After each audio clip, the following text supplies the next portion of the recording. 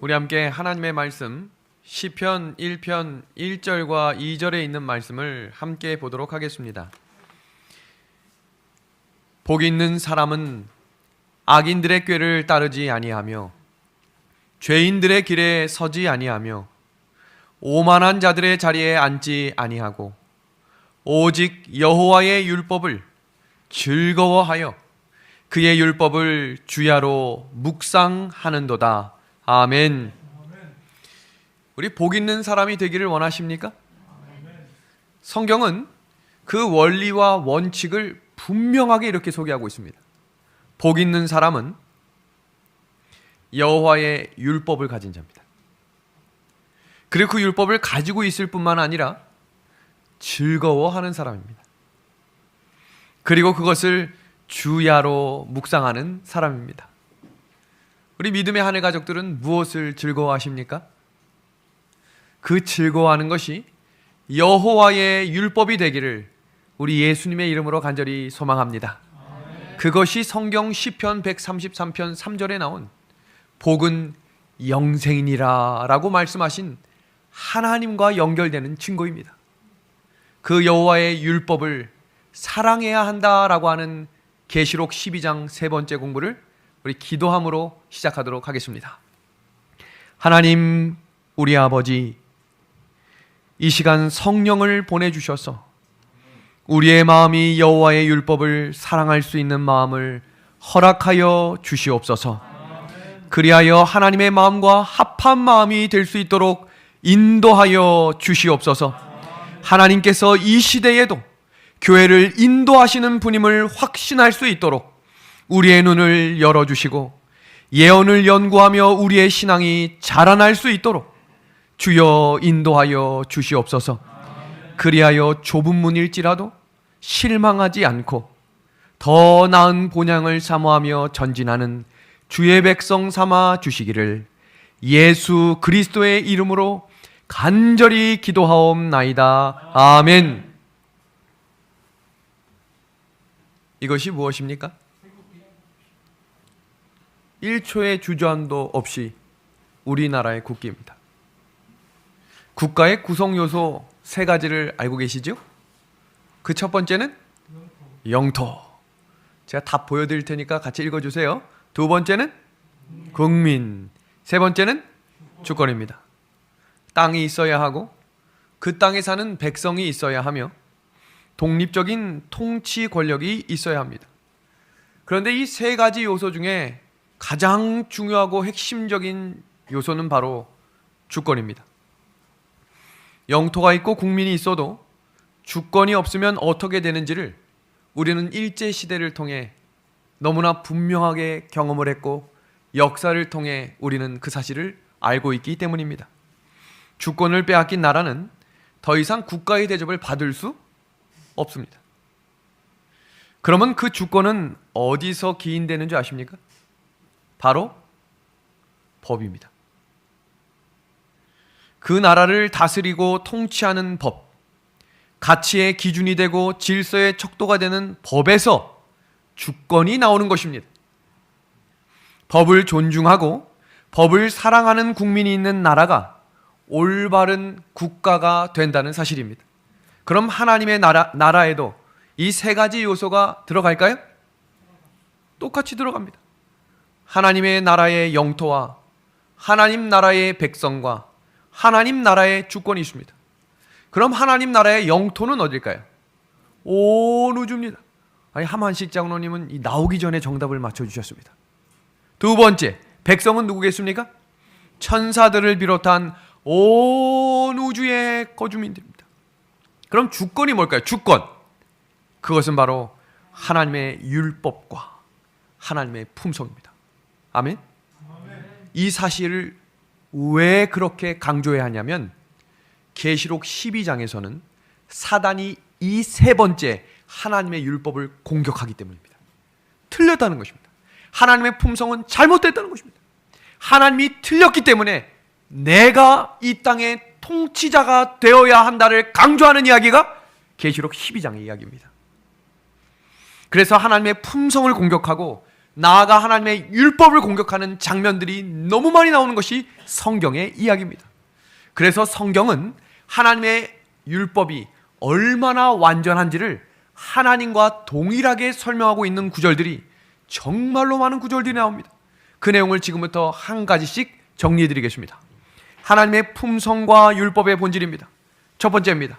하나님이 거룩하신 것처럼 율법도 거룩합니다. 아멘? 아멘입니다. 하나님이 진리이신 것처럼 하나님의 율법도 진리입니다. 하나님이 의로우신 것처럼 율법도 뭐한 겁니까? 의로운 것입니다. 하나님이 완전하신 분인 것처럼 하나님이 만드신 율법도 뭐하다는 사실입니까? 완전입니다. 그런데 오늘날 이 율법이 뭐해졌다고 가르칩니까? 폐해졌다고 가르치는 것입니다. 하나도 1.1획도 바뀌지 않겠다고 하신 그 약속의 말씀을 신뢰합니다. 다섯 번째입니다. 하나님이 영이신 것처럼 율법도 신령한 것을 믿으십니까? 그것은 제 이야기가 아니라 성경에 분명하고 명확하게 기록하고 있기 때문입니다. 여섯 번째입니다. 하나님이 영원하신 것처럼 율법도 영원함을 믿습니다. 일곱 번째입니다. 하나님이 변함이 없으신 것처럼 율법도 변함이 없습니다. 아멘. 마지막입니다. 하나님이 사랑이신 것처럼 율법도 뭐한 겁니까? 사랑입니다. 그럼 사단은 무엇을 공격하려 할까요? 무엇을? 율법입니다. 그래서 선악의 싸움의 쟁투의 중심은 율법이라는 것입니다. 그것을 이해하셔야 계시록 12장에 나오는 말씀을 이해하실 수 있는 것입니다. 하나님의 율법을 향한 사단의 두 가지 공격은, 첫째는 유대인들이 제기한 예수님이 하나님의 율법을 폐하러 왔다라는 공격입니다. 왜요? 이삭밭을 지나가시면서 뭐 했어요? 안식일에. 그리고 병자를 뭐 하셨어요? 고치셨어요. 야, 이 사람이 자기가 하나님의 아들이라고 이야기하면서 하나님의 율법을 폐하러 왔다라고 이야기했습니다. 근데 예수님이 그때 뭐라고 이야기하셨죠? 나는 율법을 폐하러 온 것이 아니라 완성하러 왔다라고 말씀하신 것입니다. 그리고 예수님이 십자가에 달려 돌아가시며 중세 암흑기가 이루어지던 그 수천 년 동안 사탄은 그의 대리자들을 통해 뭘 없애버렸습니까? 뭘 없애버렸어요? 하나님의 율법의 때와 법을 변개코자 한 것입니다. 그러면서 뭐라고 이야기했습니까? 현대의 기독교인들이 뭘 제기했어요? 십자가의 죽으심으로 하나님의 율법이 뭐했다라고 이야기합니까? 폐했다라고 이야기합니다. 그럼 우리는 진리의 등불을 들고 횃불을 들고 전진하며 하나님의 율법은 진리요 완전하며 변하지 않는 하나님의 품성임을 전파하시겠습니까? 그것이 계시록 12장의 이야기인 것입니다. 하나님의 율법은 하나님의 품성과 하나님의 사랑과 하나님의 영원하심을 분명히 드러냅니다. 그래서 사람이 하나님의 율법을 사랑하게 되면 죄를 미워하게 되는 거예요. 이해하시겠습니까? 그리고 불의에서 떠나게 되는 것이 성경의 원칙입니다. 그렇기 때문에 사단은 뭘 자꾸 없애버리려고, 뭘 쉽게 보게 하려고, 이거 정도는 아무것도 아니라고, 뭐요? 율법입니다. 사람이 하나님의 율법에 순종하면 사단 자신이 잃어버린 무엇을 얻게 된다는 걸 누가 잘 아는 거예요? 사단이 하는 것입니다. 영원한 생명이 예수님이 제정하신 하나님의 율법을 준행하는 자들에게 주시는 은혜의 선물이라는 사실입니다.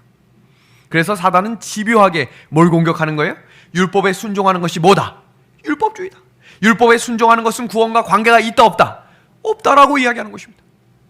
그러나 성경은 온전한 진리의 백성들은 하나님의 계명과 예수의 증거를 가진 자들이라고 설명했으며 계시록 12장 17절은 그 두 가지를 가진 자들에게 분노하여 공격하는 용 사탄이 마지막 전쟁이 일어나겠다라고 하는 이야기가 오늘 말씀의 주제입니다.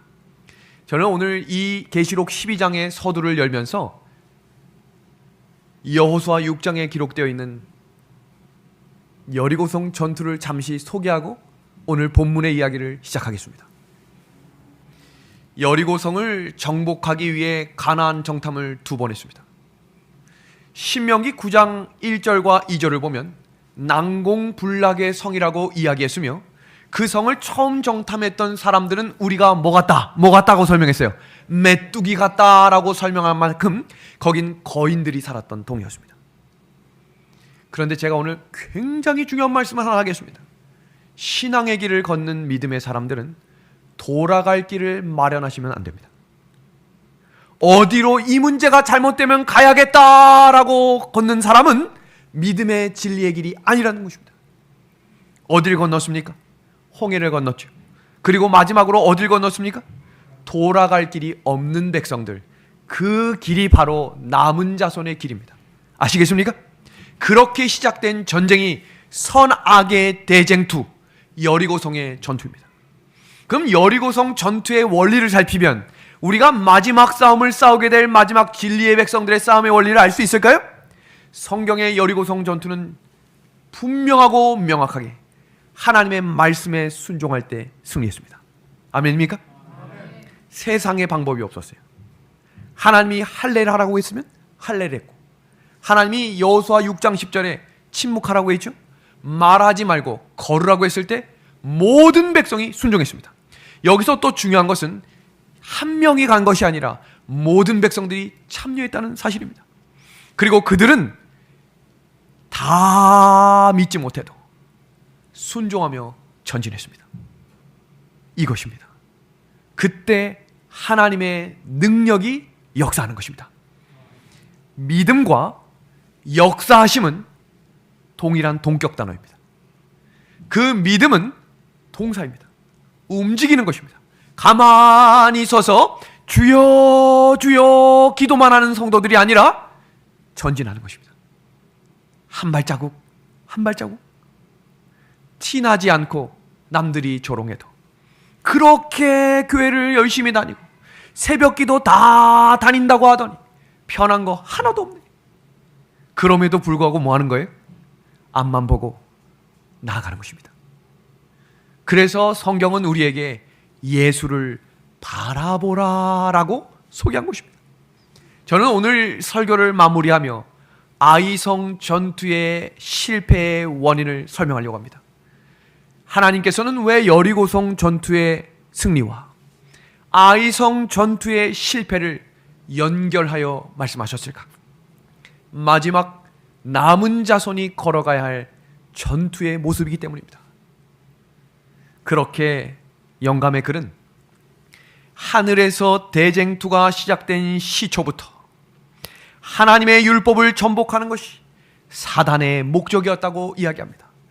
그러면 여호수아와 함께 그 여리고성을 전진하는 백성들 가운데 마음의 염려와 걱정과 고민이 있었을까요? 없었을까요? 있었습니다. 그럼에도 불구하고 말씀에 순종했을 때 승리한 것입니다. 사단은 이 일을 성취하기 위하여 창조주를 반역하였다. 그는 하늘에서 쫓겨났지만 이 세상에서 여전히 동일한 그 싸움을 계속해 오고 있다. 이것이 바로 계시록 12장의 1차 선악의 대쟁투의 장면입니다. 우리는 성경이 무엇을 말하는지를 아셔야 합니다.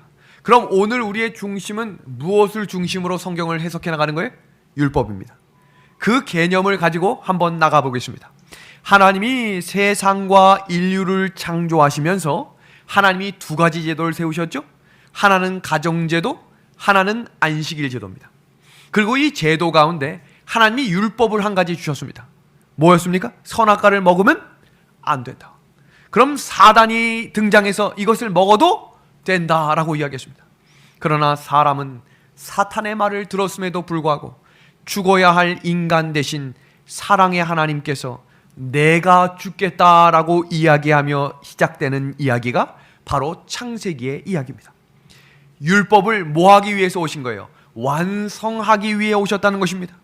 그리고 그 여자의 후손 출생의 형통을 이스라엘 역사를 통해 구약에 설명하시며 구원의 원리와 방법을 성소 제도를 통해 가르쳐 주셨습니다. 그런데 우리가 레위기와 민수기를 살펴보면 하나님이 다른 불을 드린 사람을 어떻게 하셨습니까? 심판하시죠. 그리고 웃사라고 하는 사람이 하나님이 절대로 하지 말라고 하는 말씀을 자신의 생각대로 만졌다가 죽었습니다. 지금 무슨 이야기로 전개되는 줄 알겠습니까? 하나님의 율법은 완전한 것입니다. 때에 따라 변하고 시대에 따라 변하며 내 생각을 우선으로 하는 것이 아니라고 말씀하시는 것입니다. 그리고 이어지는 장면에 우리가 새벽마다 계속해서 살피고 있는 팔복의 원리를 말씀하시며 구원받는 사람의 생활 방식을 소개하시며 두 가지를 말씀하셨죠? 하나님을 사랑하고 내 이웃을 사랑하라. 그러면서 뭐라고 이야기하셨죠? 그것이 율법이요 선지자의 강령이다 라고 말씀하셨습니다. 그게 무슨 말씀이에요? 하나님의 법이라는 것입니다. 그리고 구원의 완성으로 재림을 말씀하시며 하나님이 말씀하신 것은 반드시 이루어질 줄로 믿으십니까? 아멘. 그것을 전진하는 길 가운데 우리의 마음 가운데 하나님의 말씀과 율법이 그대로 보존해야 되는 것입니다. 우리가 계시록 1장 서론부와 2장 3장과 4장과 8장 11장까지 역사에 대해 살폈습니다. 그리고 선악의 마지막 싸움 그 첫 번째인 12장의 선악의 마지막 싸움 4단계를 우리가 오늘 살피게 되는 것이고, 다음 주부터는 우리가 뱀의 정체와 전략, 왜 미국을 그토록 사단이 자신의 편으로 끌어들이려고 하는지, 오늘 설교 말미에는 그 미국이 어떻게 탄생한 나라인지를 역사적으로 배울 것입니다. 그리고 계시록 14장은 여자의 신원과 사명을 통해 이 마지막 선악의 싸움을 싸우게 될 그 여자의 남은 자손이 어떤 백성이며 어떤 믿음을 가지고 전진하는 사람들인지, 그리고 왜 그들이 늦은비 성령의 역사를 받을 것인지를 우리가 공부하는 것입니다. 그리고 마지막 심판 장면을 통해 7 재앙과 바벨론의 멸망과 죄의 소멸을 통해 새하늘과 새 땅이 역사하시는 이 과정을 살피는 이야기가 중심되는 선악의 마지막 싸움의 핵심이라는 사실입니다. 계시록 12장은 사도시대부터 마지막 시대까지 하나님의 교회가 어떻게 이어져 내려가는가를 정확하게 보여주는 예언이 기록되어 있습니다. 지금 이 시대에 어떤 교회가 하나님의 교회인지, 나는 지금 어디에 있는지를 확인할 수 있는 것입니다. 기독교 역사에 두 교회가 이어져 나가는데, 여자의 후손은 순결한 교회로 이어져 내려가고 뱀의 후손은 어떤 교회로? 타락한 교회로 내려가는 것입니다. 그래서 계시록 12장은 교회를 공격할 때마다 교회가 여자의 후손과 뱀의 후손으로 갈라지는 역사입니다. 계시록 12장의 예언을 통해 어떤 교회가 하나님이 인도하시는 여자의 후손의 교회인지를 분별할 수 있게 되는 것입니다. 이제 성경의 주인공들을 살펴보겠습니다. 이제 벌써 세 번째 시간이니까 딱 등장하면 느낌이 오시겠죠? 자, 지금 눈을 감고 계신 분들을 지명해서 시켜볼까요? 눈을 감고 계신 분이 안 계세요. 자, 그러면 한번 해보겠습니다. 여자. 어우, 기억하시네요. 자, 아이. 네, 뱀. 사탄입니다. 선악의 싸움의 이 핵심적인 요소는 반드시 두 무리가 싸우는데, 두 무리는 어디서부터 분리되는 것입니까? 교회로부터 분린다는 사실입니다. 뱀의 후손과 여자의 후손, 타락한 교회와 순결한 교회, 잘못된 교리와 온전한 복음이 싸우는 것입니다. 그러면 우리가 살피고 있는 이 선악의 대쟁투의 개요를 살피고 오늘 장면을 시작합니다. 첫 번째, 미가엘과 용은 어디서 싸웠다고 이야기했죠? 하늘입니다. 두 번째 싸움, 아이와 용. 아이는 누굽니까? 예수. 용은 사탄이 싸우는 이 장면은 어디서? 땅에서 싸우는 장면입니다. 세 번째 싸움은 여자 뭡니까? 교회. 그 다음 용 누굽니까? 사탄입니다. 그 둘은 어디서 싸웁니까? 땅에서 싸웁니다. 마지막 싸움이죠. 남은 자손과 용, 어디서 싸웁니까? 땅입니다. 그래서 중요한 겁니다. 이 세 번째 싸움까지는 과거의 싸움이라면, 이제 이 마지막 싸움은 이 시대에 우리가 경험하고 이겨내야 할 싸움이라는 것입니다. 계시록 12장 1절에는 해를 옷 입은 한 여자와 그 발 아래 달이 있고 그 머리에 12별을 쓴 이야기가 있습니다. 지난주에 배워서 조금 어색하시고 헷갈리시는 분 계시죠? 정리하겠습니다. 여자 뭡니까? 교회입니다. 의의 태양은 누구라고 그랬죠? 그리스도의 의의 옷이라고 했습니다. 해는 그리스도를 상징하는 것이라고 했습니다. 그리고 우리가 이 교회는 12제자, 면류관이 12개다라고 하는 것은 12제자가 세운 첫 번째 1세기의 에베소 교회라고 소개를 했습니다. 그리고 그 교회를 2절부터 누가 공격합니까? 누가 공격합니까? 사탄용이 공격하는 이야기가 그 장면이었습니다. 그리고 제가 설명을 드렸습니다. 용이 공격할 때마다 반복되는 패턴이 있어요. 이 패턴은 1차, 2차, 3차 싸움에 똑같이 반복됐습니다. 그러니까 마지막 싸움에도 반복될까요? 반복됩니다. 그럼 그 장면을 주의해서 보겠습니다. 용 사탄은 항상 미혹과 핍박이라고 하는 전략을 사용합니다. 지금 일어나고 있는 이 코로나 일정과 여러 가지 전염병들이 앞으로 더해오며 있어서 우경화, 사회주의가 더 강조되고 사람과 사람 사이에 분리가 일어나며 나라의 통제가 강화될수록 무엇이 마지막에 온다고 했죠? 육체적 핍박입니다. 그리고 용이 공격할 때마다 교회가 두 무리로 나눠지는데 여자의 후손과 뱀의 후손입니다. 말씀을 따라가는 사람이 여자의 후손이 되고, 여기서 중요한 것은 교회의 말을 따라가는 사람이 뱀의 후손이 된다는 것입니다. 용이 공격할 때마다 대다수의 사람들은 뱀의 후손이 됐습니다. 용이 공격할 때마다 뱀의 후손은 여자의 후손을 핍박합니다. 그럼 이 장면을 한번 공부해 보겠습니다. 사탄은 왜 여자를 쫓아다니며 공격할까요? 왜 그토록 여자, 교회를 쫓아다니면서 죽이려고 노력하는 것일까요? 그 이유는 초대교회와 같은 교회가 생기지 않도록 하기 위함입니다. 우리가 지난주 토요일 오후에 우리 교회의 각 부서 발표회가 있었습니다. 그때 제가 감명 깊게 여러분들의 부서 활동을 들으며 우리 미래발전위원장 우리 이용규 장로님이 뭐라 그랬죠? 춘천 은하숙교회는 초대교회처럼 가야 한다. 그것이 성경적인 원리입니다. 성경에 나온 그 원리대로 하면 분명히 하나님께서 복을 부어주실 것을 믿습니다. 그리고 하나님이 분명히 붙들어주는 마지막 교회가 될 것입니다.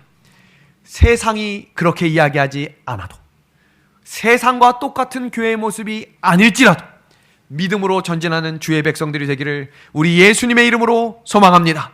그것이 바로 사탄이 가장 미워하는 교회의 모습인 것입니다. 천여 년 동안 중세의 암흑기 동안 교회가 어두움에 빠졌습니다. 그 이유 중에 하나는 성경이 사라졌기 때문입니다. 그때 말씀을 들고 일어났던 사람이 바로 마틴 루터였습니다. 마틴 루터가 가르친 두 가지 핵심적인 설교를 들어보셨습니까? 오늘 제가 그 설교를 두 문장으로 정리해서 좀 소개하겠습니다. 첫 번째입니다. 마틴 루터가 목소리가 컸겠어요? 작았겠어요? 사돌바울과 같은 대단한 웅변가였다라고 되어 있어요. 그럼 제가 그 목소리로 한번 읽어보겠습니다. 교황과 바티칸 세력이 다니엘서와 요한계시록이 예언하고 있는 핍박의 세력입니다. 그들이 사도 바울이 말한 불법의 사람이고 적 그리스도임을 선포합니다. 그때 아멘 하는 사람이 있었을까요? 없었을까요? 그럼 지금 우리는 아멘 하셔야죠. 사람들이 아멘을 못한 이유는 두려웠기 때문입니다. 그 당시에도 교황권의 세력은 막강했고 여전히 사람들을 잡아 죽이던 시대였어요. 진리의 백성들은 그 두려움을 하나님께 맡기는 백성이 되어야 합니다. 두 번째는 그럼 아멘 하실 준비 되셨습니까? 그럼 마틴 루터가 또 한 번 두 번째 설교를 이어서 합니다. 오직 성경만을 높이 들어 올려야 하며 성서적인 진리만이 성도들을 구원할 수 있습니다. 아멘. 사람들이 아멘을 못했어요. 왜요? 교황이 자신을 하나님이라고 높이며 성경에 나온 말씀을 변경하며 자신이 성경 위에 있다고 1000년 동안 가르쳤기 때문입니다. 그때 말씀을 가지고 바로 섰던 사람들을 종교개혁자라고 부른 것입니다. 이제 아시겠습니까? 그들이 어떤 마음을 가지고 전진했는지 아셨습니까? 이 설교를 할 때 마틴 루터가 어떤 생각으로 했을까요? 내가 지금 이 자리에서 죽겠다고 전파한 거예요. 그때 누가 지키신 거예요? 하나님이 그를 붙드신 것입니다. 그 당시의 상황을 한 역사학자는 이렇게 기록하고 있습니다.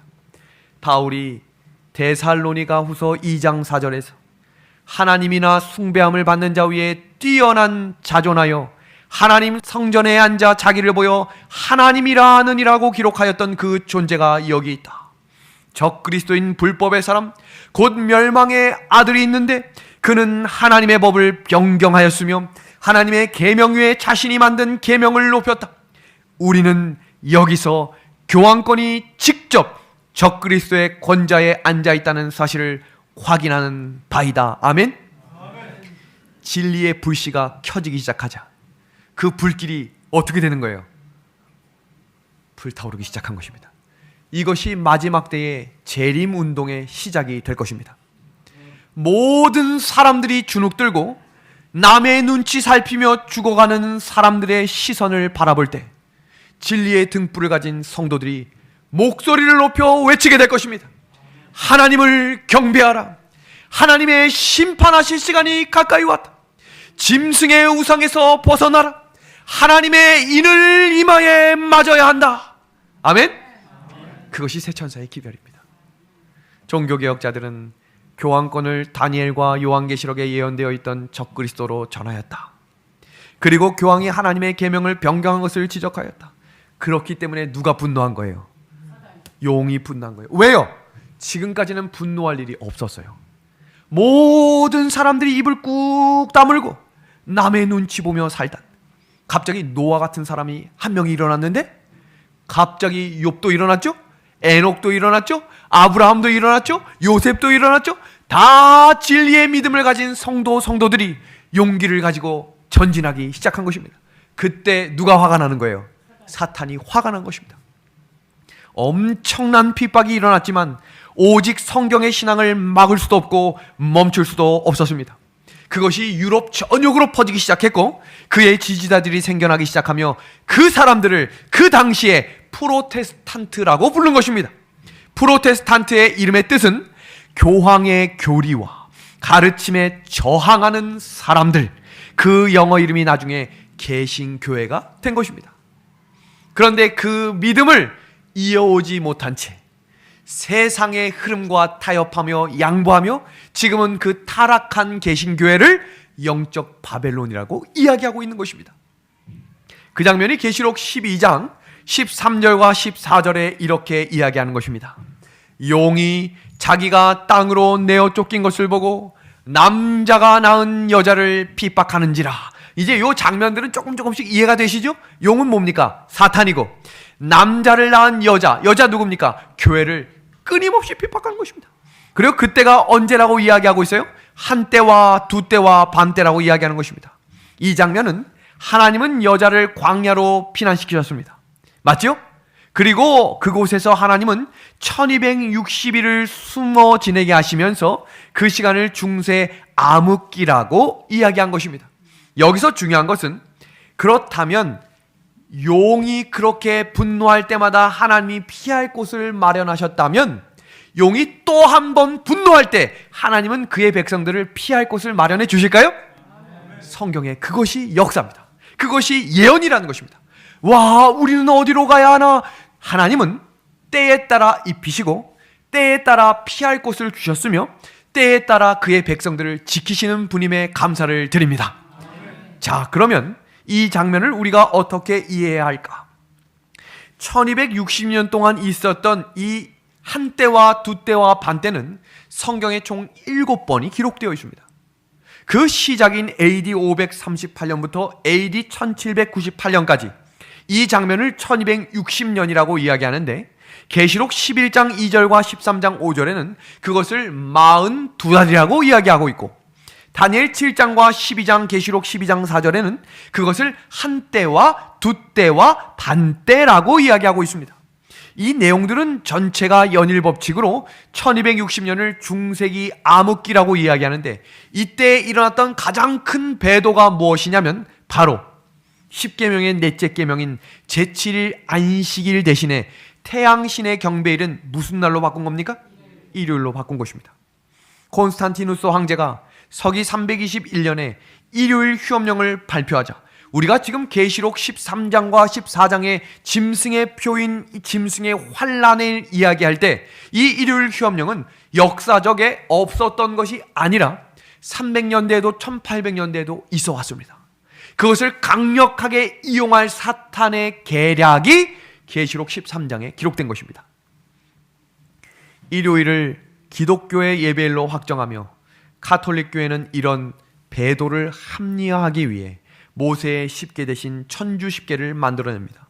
여기서 중요한 것은 사람은 배도할 때도 죄를 지을 때도 단계별로 짓습니다. 제가 한 신문 기사를 읽으니까 처음부터 사람이 살인은 저지를 수 없다고 되어 있어요. 그 말은 무슨 말이에요? 사람이 사람을 때리는 것입니다. 상해를 입히는 것이. 그리고 어느 날은 사람을 칼로 긁기도 하는 것입니다. 결국엔 그게 어떻게 되는 거예요? 사람을 찌르게 되는 것입니다. 마찬가지로 이것은 죄의 배도의 단계가 있는데 첫 번째는 하나님의 법에 불순종한다는 단계가 있습니다.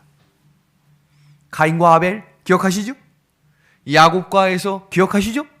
하나님의 말씀을 알고 있음에도 불구하고 뭐 하는 것입니까? 불순종하는 것입니다. 그럼 어떻게 되는가? 하나님의 말씀을 불순종하기 때문에 하나님을 대적하게 됩니다. 그리고 그 악행을 저지르는 것에 양심의 가책이 사라집니다. 세 번째는 하나님의 법을 뭐 하게 됩니까? 폐지하기에 이르릅니다. 근데 이 폐지할 뿐만 아니라 자신의 법을 뭐 하는 거예요? 세우게 되고 하나님의 법에 불순종하는 사람들을 결국 뭐 하게 됩니까? 핍박하게 됩니다. 이것이 성경 역사에 기록하고 있는 중세기, 구약시대, 신약시대에 이어져 내려오는 배도의 5단계입니다. 이 장면이 실제로 어떻게 이루어졌는지를 같이 보겠습니다. 다니엘 7장 21절과 25절을 보면 내가 본즉 이 뿔은 교환권이라는 사실을 우리는 공부했습니다. 장차 지극히 높으신 이를 처음에 뭘로 대적한대요? 뭘로? 말로 대적하고 이어지는 구절입니다. 또 지극히 높으신 성도를 뭐하게 하고? 괴롭게 하고 그가 또 무엇을? 때와 법을 고치겠다. 명확합니까? 분명합니까? 하나님의 예언은 이렇게 이루어지는 것입니다. 그렇다면 하나님의 법 중에 때가 명시된 구절은 딱 하나밖에 없죠. 안식일을 기억하여 거룩히 지키라는 것입니다. 하나님의 십계명을 천주교회에서는 주의를 지키고라고 하는 이 말로 바꿔 가톨릭이 때와 법을 변개합니다. 그럼 지금 이렇게 질문할 수 있어요. 이 사실을 많은 신학자들과 개신교의 성도들이 알고 있는데 도대체 왜 사람들은 아직도 수많은 교회들이 일요일을 지킵니까? 뭐라고 대답하시겠습니까? 가톨릭은 성경 위에 가톨릭의 교황이 있다고 가르치기 때문입니다. 그 장면을 가톨릭 사전 4권에서 같이 보겠습니다. 가톨릭 교회는 안식일을 일주일 중 7째 날인 토요일에서 인정하는 거죠? 안식일은 언젠데? 7째 날인 토요일인데 첫째 날인 어느로 변경하며 일요일로 변경한 후 십계명의 셋째 계명을 고쳐 일요일을 주일로 지키라고 하였다. 명명한 것입니다. 무슨 말인지 아시겠습니까? 당당한 거예요. 그게 그런 게 아니고 우리가 고쳤는데? 우리가 법이야. 그러니까 우리 말을 믿고 따라오면 되는 거예요. 그런데 안타까운 사실은 수많은 개신교의 성도들 중에 이 내용을 아직도 모르는 분들이 많이 계시다는 것입니다. 이 사실을 성경적으로만 설명할 수 있고 이 복음이 전해진다면 계시록 19장의 내 백성아 바벨론에서 나오라고 하셨던 하나님의 성령의 역사가 일어날 것입니다. 진리의 말씀들을 선포합시다. 이 1220년 한때와 두때와 반때가 지나는 이 마지막 때에 일어난 일이 무엇이었습니까? 1798년에 프랑스 혁명이었습니다. 그 프랑스 혁명은 무엇에 반대하는 마음으로 일어난 거죠? 종교에 반대입니다. 더 이상 종교에 정말로 이런 종교들은 이 땅에서 사라져야 한다. 점점 더 대한민국뿐만 아니라 전 세계의 많은 세상 사람들은 종교 중에 특히 기독교를 적대시하게 될 것입니다. 사단의 전략입니다. 그러면 이 프랑스 혁명이 일어날 때 무슨 일이 일어났는가?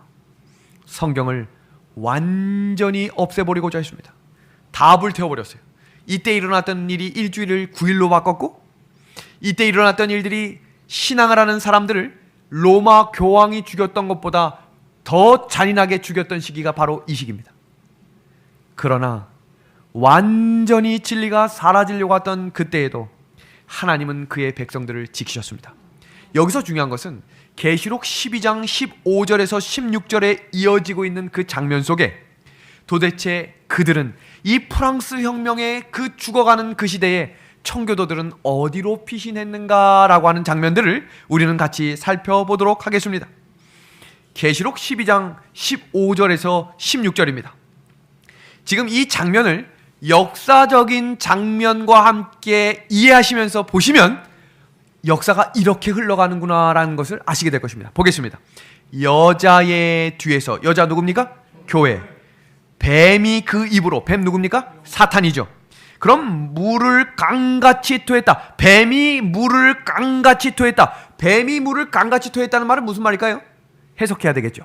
그럼 물이 무엇인가를 잠시 후에 살피겠습니다. 물이라고 하는 것은 백성과 많은 사람을 뜻합니다. 계시록 17장 15절 말씀 한번 같이 읽어볼까요? 또 천사가, 시작. 또 천사가 내게 말하되 내가 본 바 음녀가 앉아있는 물은, 명확하게 소개하고 있습니다. 같이 읽어보겠습니다. 시작. 백성과 무리와 열국과 방언들이니라. 그러니까 물은 뭘 상징하는 거예요? 물은 백성, 많은 사람을 이야기할 때 설명하는 것입니다. 자, 그럼 다시 읽어보겠습니다. 여자의 뒤에서, 누구에서? 교회의 뒤겠죠? 사탄이 그 입으로 물을 강같이 토했다. 이 말은 뭐예요? 수많은 하나님의 백성들을 죽였다 이 말입니다. 그 장면을 이렇게 소개합니다. 교황과 바티칸이 많은 사람들을 앞장세워 여자 개신교회를 핍박하고 죽이고자 했습니다. 그리고 그 이어지는 뒷장면을 같이 보겠습니다. 하되 땅이 나옵니다. 땅이 여자를 도와 그 입을 벌려 용의 입에서 토한 강물을 삼켰다라고 되어 있습니다. 땅은 물과 정반대의 개념입니다. 물이 백성, 많은 백성을 상징한다면 땅은 많은 백성이 아니라 어떤 백성일까요? 적은 백성이겠죠. 땅은 사람들이 많이 살지 않는 곳을 상징하는데 중세기 유럽의 교회들이 교황의 핍박을 피해 사람이 많이 살지 않는 황량한 땅으로 피했다라고 하는 이야기를 계시록 12장 16절에 소개한 것입니다. 이제 이해하시겠습니까? 용이 그 물을 강같이 토해내서 그렇게 죽이려고 하자 그들이 사람이 없는 곳 땅으로 피신했다는 것입니다. 여자가 피신한 곳은 어디일까? 1260년 종교 암흑기가 끝나갈 무렵 신앙과 양심의 자유를 얻기 위해 유럽에서 피신해오는 성도들을 받아둔 땅은 어디일까? 기독교의 역사와 세계사를 살펴보면 이 조건을 만족하는 땅은 바로 신대륙 미국입니다. 이것은 우리 교회뿐만 아니라 일반 개신교에서도 이 장면을 이렇게 주석합니다. 이어지는 구절입니다. 그 당시 미국의 땅은 적은 숫자의 인디언들이 살고 있는 땅이었다. 1620년 개신교의 신앙을 받아들인 영국의 청교도들은 신앙과 양심의 자유를 위하여 메이플라워호를 타고 신대륙 미국으로 피신하였다. 그러니까 이 장면을 이제 이해하실 수 있겠습니까? 중세기 때는 하나님이 그들을 어디로 피하게 하셨죠? 알프스 산맥, 두아디라 교회 기억하십니까? 그들이 그렇게 뜨거운 핍박과 고난을 피해 저 깊은 산맥 골짜기에 땅을 파고 들어가 동굴 속에 하나님을 섬겼던 것처럼 그 큰 핍박을 피해 하나님이 어디로? 땅으로 피신하게 하셨는데 그 땅이 무슨 땅이었던 거예요? 신대륙 미국이었던 것입니다. 이것이 미국의 탄생입니다. 그리고 이 장면을 한 화가가 그린 이야기가 바로 이 장면입니다. 미국의 시작입니다. 1620년 11월 23일 신대륙을 도착했습니다. 그럼 우리가 참 기억해야 할 것은 하나님께서는 용의 공격 가운데도 어떤 사람들이 하나님의 인도하심을 받는 여자의 후손인지를 분명히 보여주시를 원하시는 분이라는 사실을 기억하십시오. 이동 경로가 초대교회부터 마지막 시대까지 하나님은 그의 백성들을 붙드시겠다고 약속해 주심에 감사를 드립니다.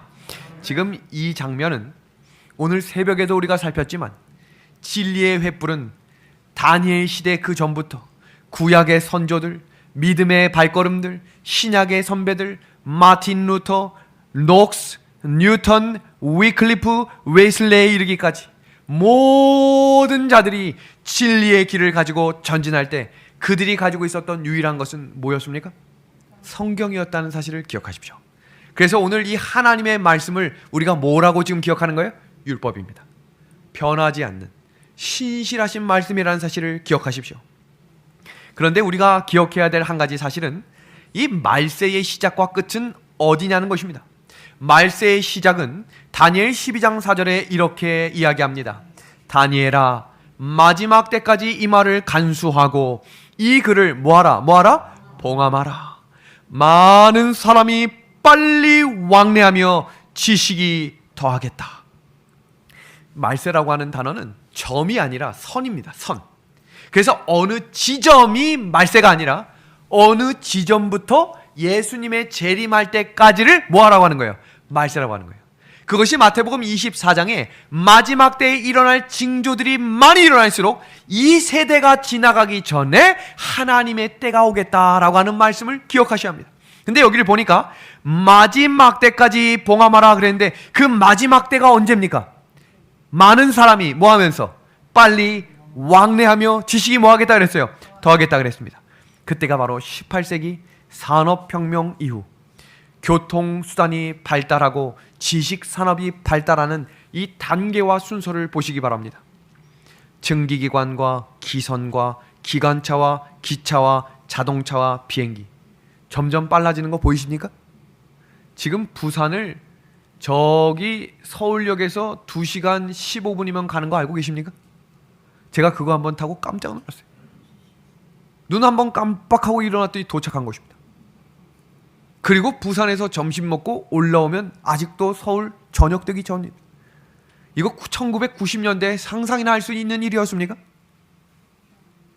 지식의 사업의 발달을 보십시오. 순서 제지업기, 영국 성서공회, 타자기에서 주조식자기에서 컴퓨터입니다.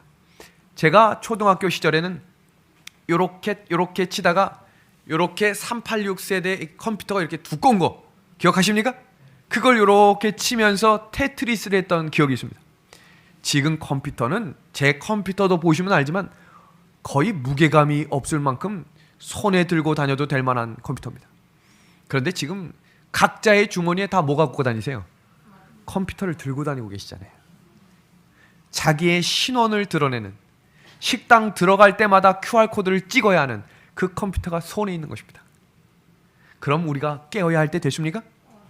하나님께서 점점점 오시는 발자국 소리를 들어야 할 때가 오신 것을 인정하시겠습니까? 그러면 그때 사단은 무슨 일을 할까? 사단은 그가 성경 연구를 게을리하고 기도를 등한히 하도록 유혹할 수 있는 자는 모두 자기의 공격으로 정복할 수 있다는 것을 잘 안다. 그러므로 그는 사람의 마음을 빼앗기 위해 온갖 술책을 다 쓴다. 그러니까 사단의 전략은 뭘 잃지 못하게 성경입니다. 우리 믿음의 하늘 가족들에게 다시 한번 권유하고 권장합니다. 성경 통독을 하셔야 합니다. 잔잔히 하나님의 음성을 듣는 믿음의 성경 연구 시간을 가지셔야 진리의 길을 걸어갈 수 있으리라 확신합니다. 그리고 마지막 선악의 4차 싸움입니다. 용이 여자에게 분노하여 돌아가서 그 여자의 남은 자손 곧 하나님의 계명을 지키며 예수의 증거를 가진 자들과 더불어 싸우려고 바다 모래 위에 섰더라. 왜 용이 이렇게 화가 났을까요? 사탄이 왜 이렇게 화가 났을까요? 하나님의 계명을 지키는 여자의 후손이 다시 나타난 것입니다. 1600년 동안 감춰온 하나님의 예배일인 안식일이 회복되기 시작했습니다. 1844년 10월 22일 재림운동이 시작되며 종교개혁 당시에도 밝혀지지 않았던 안식일과 성소와 하나님의 마지막 기별이 드러나기 시작했습니다.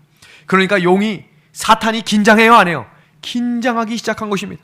여기를 보시면 여자의 후손의 남은 자손의 계보를 잠시 살피겠습니다.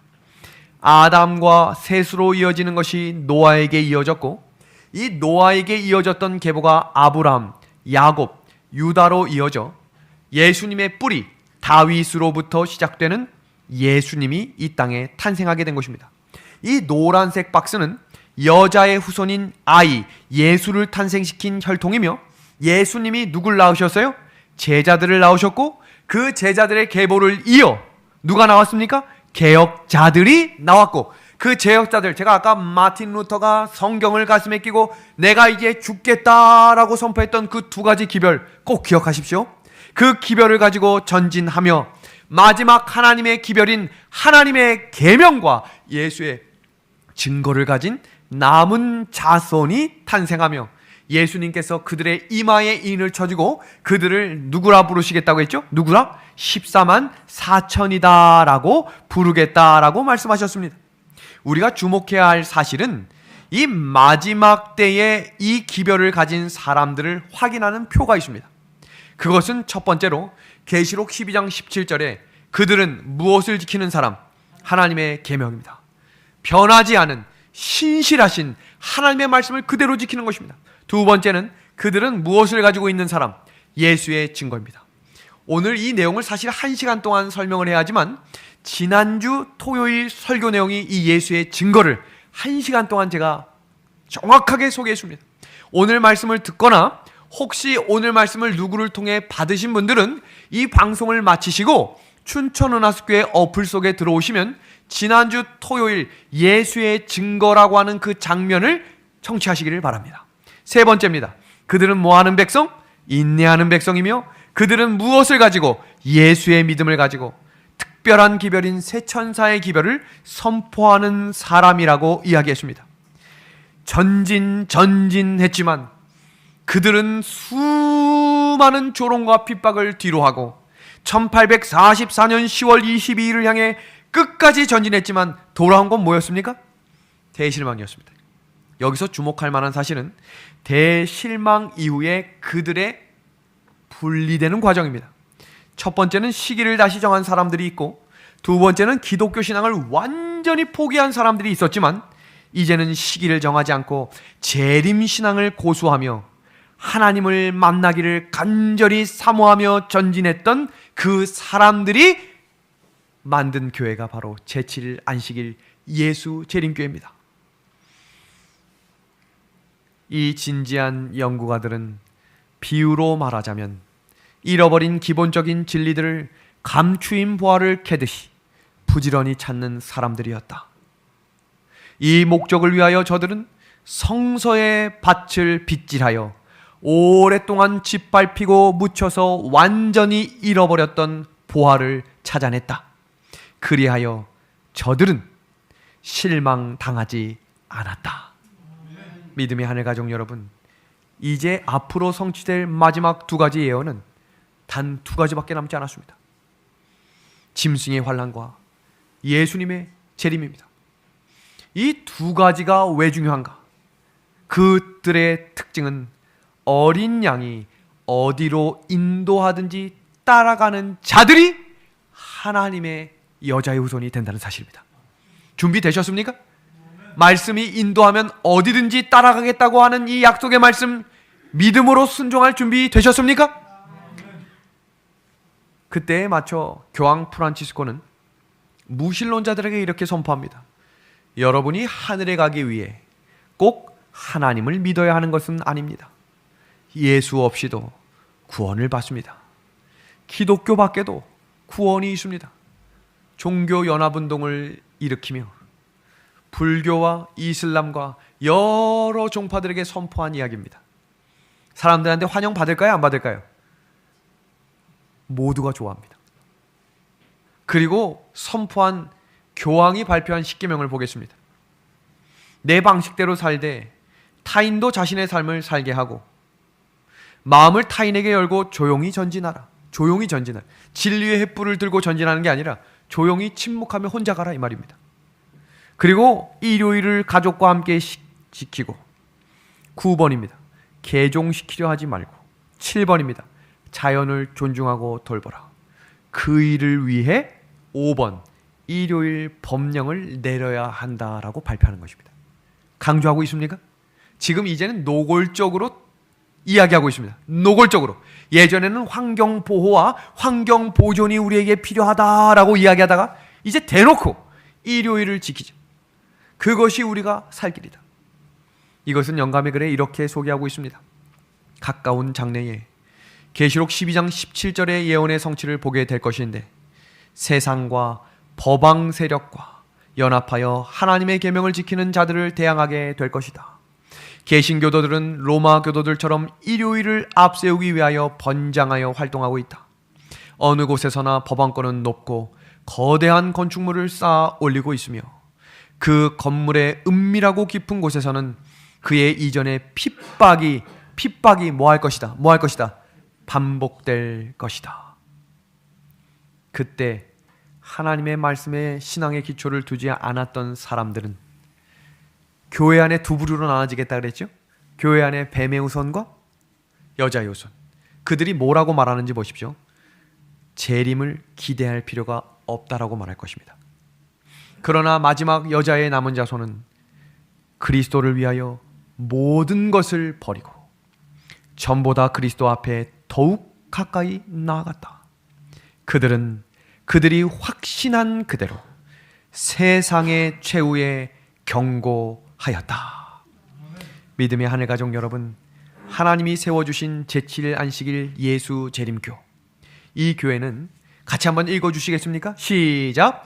제7일 안식일을 지키면서 예수님의 재림을 기다리는 교회라는 뜻입니다. 하나님이 이 교회를 어떤 교회로 만드신 것인가? 남은 자들이라고 하는 것은 원래의 것을 붙잡고 가는 사람들을 말하는 것입니다. 제자들이 가졌던 그 원래의 복음, 예수님이 가지셨던 변함없는 안식일의 기별과 예수님이 다시 오신다고 하는 그 재림의 기별을 가지고 전진하는 성도들입니다. 재림 신앙이란 무엇인가? 재림을 기다리며 말씀에 충성하며 사는 생애입니다. 각 시대마다 재림을 기다리는 성도들은 그들이 살고 있는 시대에 예수님께서 재림하실 것을 바라보며 살았습니다. 지금 그리스도의 재림을 기다리며 좁은 길을 걸어가며 살아야 하겠습니다. 아이성 이야기를 하고 마치겠습니다. 말씀대로 순종하며 여리고성을 점령했는데 그들의 결정적인 실수는 하나님의 말씀을 가지고 전진하지 않았다는 것입니다. 그들이 가지고 갔던 것은 내가 할 수 있다라고 이야기합니다. 성경을 보면 그들은 그것을 우습게 여겨 다 가지 않고 누구만 갔다고 했습니까? 3,000명만 보냈다고 이야기했습니다. 그리고 아이성 전투를 앞두고는 그렇게 기도하던 여호수아도 기도하지 않았습니다. 충격입니까? 충격입니다. 여호수아마저도 다 됐다고 생각하고 승리를 만끽하자, 하나님이 없이도 이길 수 있다고 생각하자 넘어진 것입니다. 그리고 결정적으로 중요한 것은 그 공동체 안에 죄가 있으면 하나님이 역사하시지 않습니다. 그래서 지금 이 남은 자손, 이 교회가 전진해야 될 길은 죄를 버려야 합니다. 온전히 하나님의 말씀 율법이 우리 교회의 중심이 되고 내 마음의 기준이 될 때 하나님은 역사하실 것입니다. 하나님의 율법을 사랑하시겠습니까? 말씀을 마치겠습니다.